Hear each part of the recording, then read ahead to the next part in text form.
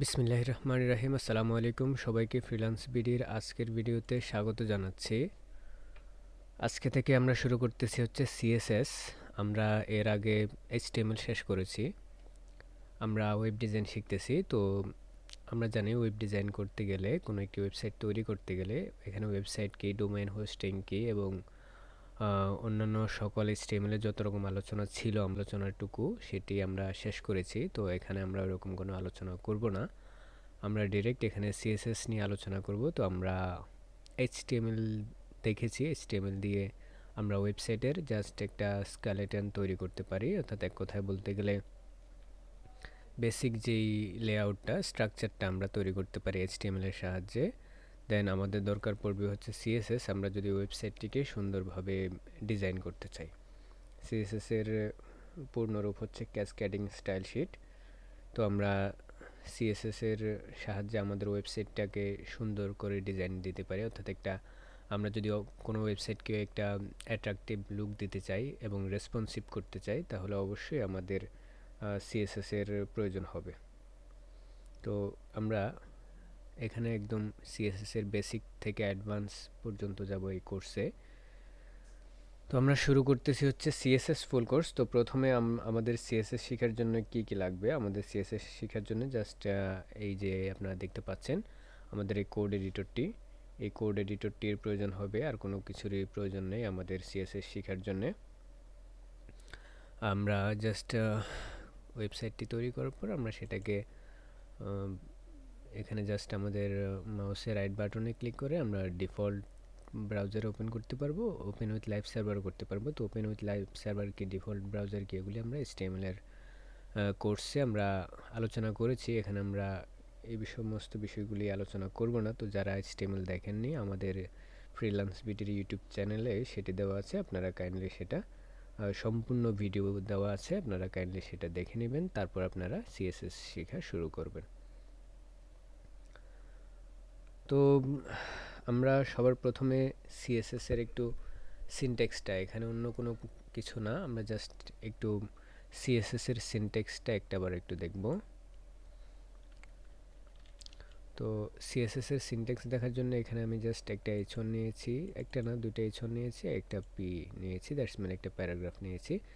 তো আমরা সিএসএস এর প্রথমে সিনট্যাক্সটা কোথায় কোথায় লিখতে পারি, টাইপস অফ সিএসএস, আমরা সেটা পরে দেখব। এখন আমরা জাস্ট সিএসএস এর সিনট্যাক্সটা আগে একটু দেখি এবং সেটা সম্পর্কে একটু আইডিয়া নেই। তো আমি এখানে স্টাইল ট্যাগ নিচ্ছি এবং সেখানে H1কে আমি টার্গেট করে আমি বলে দিচ্ছি যে, সরি, আমরা এই যে এখানে আমাদেরকে কার্লি ব্রেসেস নিতে হবে। তো কার্লি ব্রেসেসের মধ্যে আমি বলে দিচ্ছি যে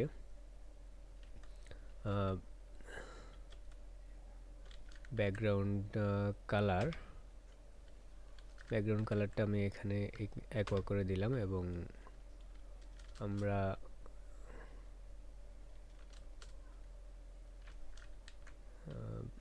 এরপরে এখানে আমি কালারটাকে হোয়াইট করে দিচ্ছি। কি কি আছে আমরা সেটা পরে দেখব, এখন জাস্ট সিএসএস আমরা কীভাবে লিখি সেটা একটু দেখানোর চেষ্টা করছি। তো কালারটাকে জাস্ট হোয়াইট করে দিলাম। ওকে, তো আমি এখানে আমাদের রাইট বাটনে ক্লিক করে আমি ওপেন ইন ডিফল্ট ব্রাউজার করে নিচ্ছি। লাইভ সার্ভার এখন আমি এখানে ওপেন করতেছি না।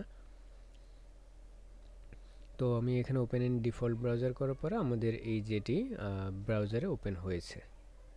তো এখানে আমরা যদি দেখি যে H1 এর মধ্যে যে এখানে এটির নিয়ে আমরা যেন কোনো কনফিউশনে না পড়ে আমি এটা ঠিক করে নিচ্ছি। এটা আসলে আসতেছে এই যে এটার জন্যে, এটা আমি একটু রিমুভ করে দিচ্ছি আপাতত। এই যে এখানে আমরা H1 এর মধ্যে যেটি যেমনটা চেয়েছিলাম যে ব্যাকগ্রাউন্ড কালারটা অ্যাকোয়া আসুক এবং আমাদের এই যে ফন্ট অর্থাৎ লেখার যে কালারটি সেটি আমাদের হোয়াইট হয়ে যাক, ঠিক তেমনটাই আসছে। তো আমরা এখানে আসলে একটু বোঝার চেষ্টা করি যে আমরা এই যে এখানে লিখলাম এটাকে বলা হচ্ছে ইন্টারনাল সিএসএস। তো সিএসএস এর টাইপসটা আমরা পরে দেখব, টাইপস অফ সিএসএস কি কি সেটা আমরা পরে দেখব। বাট এখানে আমি একটু দেখাই যে আমরা যখন সিএসএস লিখবো আমরা এই জিনিসটা একটু বোঝার চেষ্টা করি। এখানে দুইটা পার্ট আছে, এটাকে বলি হচ্ছে আমরা সিলেক্টর এবং কার্লি ব্রেসেস থেকে পুরো অংশটাকে আমরা বলি হচ্ছে declaration, selector and declaration part. তো ডিক্লারেশনের মধ্যে আমাদের প্রপার্টি থাকবে আর ভ্যালু থাকবে। তো আশা করছি আমরা এটাকে বিভিন্নভাবে লিখতে পারবো। আমি আপনাদের বোঝার সুবিধার্থে একটু করে নিচ্ছি। ওকে, এবার বুঝেন একটু, এই যে এটা পুরোটাই হচ্ছে আমাদের ডিক্লারেশন। হ্যাঁ, এই যে এটা পুরোটাই হচ্ছে আমাদের ডিক্লারেশনের মধ্যে পড়ে। এই যে এটা পুরোটা হচ্ছে ডিক্লারেশন। আর এখানে আমাদের যেটা h1 আছে অনলি সেটাই হবে হচ্ছে আমাদের সিলেক্টর। সিলেক্টর কি, টাইপস অফ সিলেক্টর আমরা সব দেখব। তো আমরা এখানে জাস্ট এতটুকু বলে রাখতেছি যে এটা একটা সিলেক্টর, একটা ডিক্লারেশন। ডিক্লারেশন পার্টে কি কি থাকবে, এই যে এটা হচ্ছে আমাদের প্রপার্টি নেম, এটা হচ্ছে আমাদের প্রপার্টি নেম, এটা হচ্ছে আমাদের ভ্যালু। তো আমরা কিভাবে লিখতেছি, প্রপার্টি প্রথমে আমাদের সিলেক্টর দিয়ে টার্গেট করে নিতে হবে এলিমেন্টটাকে, দেন আমাদেরকে প্রপার্টি কার্লি ব্রেসেসের মধ্যে প্রপার্টি লিখতে হবে, প্রপার্টির পরে আমাদেরকে কোলন দিতে হবে, কোলন দিয়ে আমাদেরকে ভ্যালুটা দিতে হবে, ভ্যালু দিয়ে আমরা সেমিকোলন দিয়ে শেষ করব। দেন আমরা আরেকটা নতুন প্রপার্টি ঠিক এভাবেই লেখা শুরু করব। তো আমরা জাস্ট এভাবে লিখবো না লাইন বাই লাইন, আমরা একটু সুন্দর করে যেন কোডটা সবাই পড়তে পারে, অন্য কোনো ডেভেলপাররা যেন ইজিলি পড়তে পারে, সেজন্য আমরা স্টাইল এটা ফলো করব। এভাবে লিখবো আমরা সবগুলো স্টাইল। এখানে আপনারা ওই লাইন থেকে এভাবে আপনারা আর কি সুন্দরভাবে ইয়ে করতে পারবেন। তবে আমি আপনাদেরকে একটু দেখিয়ে দেই, আমরা যদি এভাবে কোডটাকে রাখি, আমি যদি এখানেও এটাকে সেভ করি বারবার, অবশ্যই আপনারা সেভ করে নেবেন এবং রিলোড করবেন। এখানে যদি আমরা রিলোড করি, দেখুন কোডটা কিন্তু কাজ করতেছে। ওকে, তো আমরা জাস্ট আমাদের পড়তে যেন সুবিধা হয় এবং দেখতেও যেন ঠিকঠাক দেখায়, কোডটা যেন একটু রিডেবল হয়, সেজন্য আমরা এই স্টাইলে এই ফরম্যাটে সিএসএসগুলি লিখব। তো এটা গেল হচ্ছে আমাদের আসলে সিএসএস সিনট্যাক্স। তো সিনট্যাক্সের পরে আসি হচ্ছে সিলেক্টরস। তো এটা হচ্ছে আমাদের সিলেক্টর। তো এখানে টাইপস অফ সিলেক্টরগুলি এখন আমরা একটু আলোচনা করি। তো এই যে এখানে সিলেক্টর আমরা আর কিভাবে সিলেক্ট করতে পারি, আমরা এখানে কিভাবে সিলেক্ট করলাম জিনিসটাকে, ডিরেক্ট ট্যাগের নাম দিলাম। আমরা ট্যাগের নাম ছাড়াও আইডি দিয়ে সিলেক্ট করতে পারি, ক্লাস দিয়ে সিলেক্ট করতে পারি। আইডি কিভাবে তৈরি করতে হয় আপনারা এখানে একটু দেখুন, যে আমরা প্রথমে আইডি লিখব, দেন সমান চিহ্ন দিব, দেন আমাদেরকে আইডির ইনভার্টেড কমার মধ্যে, অর্থাৎ এটাকে আমরা কোড বলি আর কি, কোডের মধ্যে আমাদেরকে আইডির নেমটা দিতে হবে। আইডি লিখে আমরা এন্টার দিলে আমাদের ভিজুয়াল স্টুডিও কোডে বাকি সিনট্যাক্সটা চলে আসবে। আমরা জাস্ট এখানে আমাদের আইডি নেমটা দিব। আমি এখানে SS2 দিয়ে দিলাম আপাতত। আপনারা আপনাদের পছন্দ মতো যেটা ইচ্ছা দিতে পারবেন আইডি নেম, নো প্রবলেম। তো ক্লাস নেমও ঠিক সেমভাবে আমরা ক্লাসের জায়গায় শুধুমাত্র ক্লাসটা লিখব, ক্লাস যখন আমরা চাইবো যে ক্লাস নিতে। তবে আমাদের আইডি এবং ক্লাসের মধ্যে কিছুটা তফাৎ আছে। আপনারা দেখেন এখানে, এই যে আমরা একটা আইডি মিনস ইউনিক আইডেন্টিফায়ার। এক কথা বলতে গেলে এটা আপনারা একটা আইডি দেওয়ার পরে সেম আইডি আর ওই HTML পেজে দিতে পারবেন না। তো সেটা করা ঠিক হবে না, কারণ হচ্ছে আপনি ক্লাস চাইলে নিতে পারেন, তাহলে আপনি আইডি কেন ডুপ্লিকেট করবেন, কারণ আইডিটা তৈরি করা হয়েছে ইউনিক করে। আমি যদি এখানে অর্থাৎ SS2 এই যে আমি যদি এখানে H2 এর পরিবর্তে এখানে এটাকে কপি করে H1 এর মধ্যে এখানে এনে এখানে যদি আমি জিনিসটা পেস্ট করি,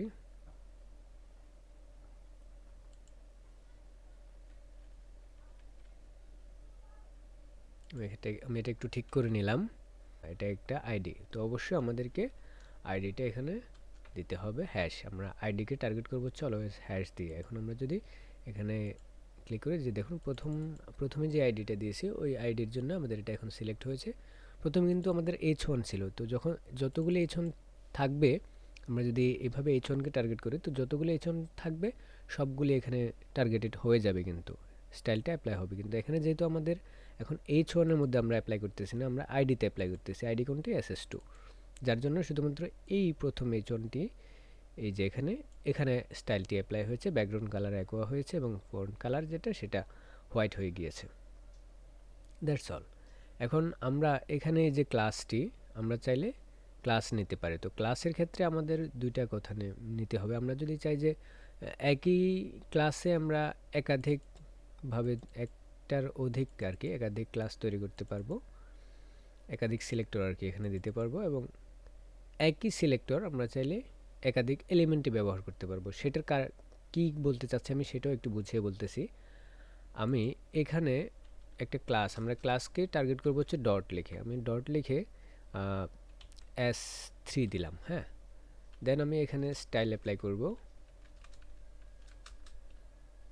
এখন আমি S3 তে আমি চাচ্ছি যে ব্যাকগ্রাউন্ড কালার যেটি আর কি, আমি ব্যাকগ্রাউন্ড কালারটি চাচ্ছি হচ্ছে ব্ল্যাক, অ্যান্ড ফন্ট কালারটি চাচ্ছি হচ্ছে হোয়াইট। আমি এখানে ফন্ট কালারটি কি চাচ্ছি, আমি এখানে ফন্ট কালারটি চাচ্ছি হচ্ছে, যেহেতু আমাদের ফন্ট কালারটি বর্তমানে কিন্তু ব্ল্যাক আছে, তো আমি চাচ্ছি যে হোয়াইট হয়ে যাক আর কি। তো সেই জন্য আমাকে লিখতে হবে হচ্ছে কালার। কালার আমি চাচ্ছি কি এই যে হোয়াইট। ওকে, তো এখানে আমি এখন কন্ট্রোল S চেপে সেভ করে নিলাম। তো এখন আমি এখানে কি করছি দেখুন, এখন আপাতত আমি যদি রিলোড করি এখানে এসে, তাহলে যে দেখুন আমাদের জাস্ট এই দুইটাই ব্ল্যাক হয়েছে এবং ফন্ট কালার হোয়াইট হয়েছে।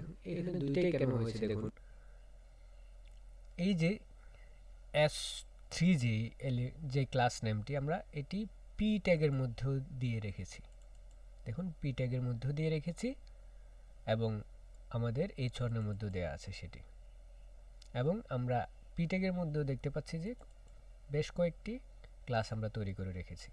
তো আমরা বুঝতে পারলাম কি আইডি শুধুমাত্র একটিই হবে, এবং যদি আমরা কোনো একটি নামে আইডি তৈরি করে ফেলি তো সেটি শুধুমাত্র ওই নামে ওই একটাই থাকবে আইডি, ওই নামে আমরা আর আইডি তৈরি করতে পারবো না। আর যদি আমরা ক্লাস তৈরি করি তাহলে আমরা একই ক্লাসে, অর্থাৎ ক্লাস একটা এলিমেন্টের মধ্যে একাধিক ক্লাস তৈরি করতে পারবো, এবং একটা ক্লাস একাধিক এলিমেন্টে ব্যবহার করতে পারবো। যেমন কি এখানে আমরা একাধিক ক্লাস তৈরি করেছি এবং এই ক্লাসটি আমরা একাধিক এলিমেন্টে ব্যবহার করেছি।